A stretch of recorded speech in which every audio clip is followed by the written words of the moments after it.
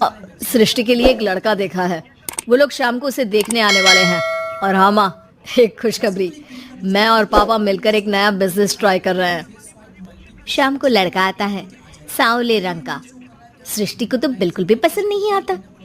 लड़की की माँ कहती है, लड़की का चेहरा तो कोई खास नहीं, लेकिन अगर मेरे बेटे को आप लोग सेटल कर दें तो मैं उसकी शादी आपकी बेटी से करवा दूं। सृष्टि को लड़का बिल्कुल पसंद नहीं था। उसे भाई पर गुस्सा आ जाता है। लड़के वालों के जाने के बाद कहती है, माँ देखा, शीनू मेरे लिए कैसा लड़का लेकर आया। न दिखाने लायक न सुनने लायक, सेटल भी नहीं, वो भी हम करे। अरे माँ, मैं जानती हूँ ये मेरी शादी किसी भी घर में क्यों करवाना चाहता है। अरे कैसी बात कर रही है बहन, तूने तो देखा ना, लड़के को मैंने ही मना कर दिया तुझसे शादी के लिए।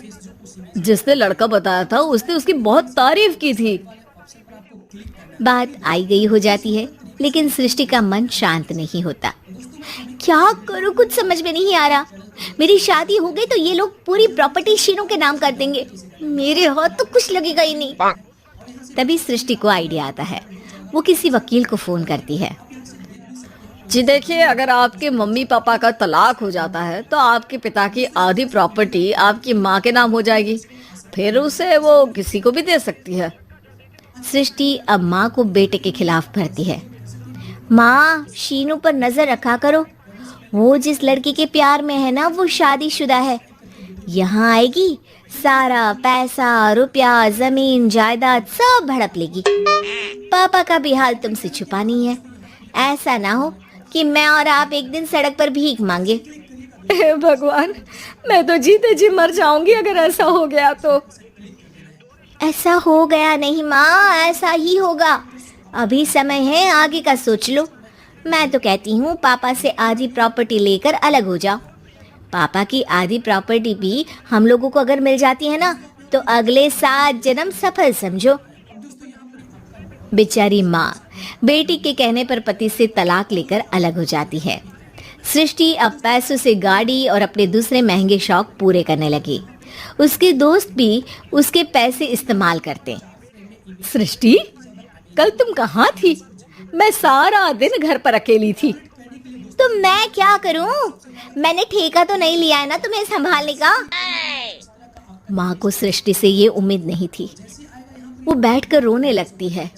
वहीं उसका पति यानी कि सृष्टि के पिता आ जाते हैं। मैं जानता था कि तुम्हारा यही हाल होगा, तो आपने मुझे रोका क्यों नहीं? मैं रोकता तो तुम रुकती क्या? सृष्टि के कहने पर तुमने मुझ पर, अपने बेटे पर शक किया, लेकिन तुम ये भूल गई कि कैसे हम दोनों ने मिलकर जीवन में इतना सब खड़ा किया। माँ पति के गले लग जाती है। मुझे माफ कर दीजिए, मैंने आपकी कमाई का एक बड़ा हिस्सा गवा दिया। कोई बात नहीं, तुम साथ हो तो मैं ऐसी 7 प्रॉपर्टी खड़ी कर दूंगा। तभी वहाँ सृष्टि आ जाती है रोते हुए। माँ, मयंक ने मुझे छोड़ दिया। वो बोल रहा था जब तक मेरे पास पैसे थे तब तक ही वो मेरे साथ था। पापा, माँ, मुझे माफ कर दीजिए।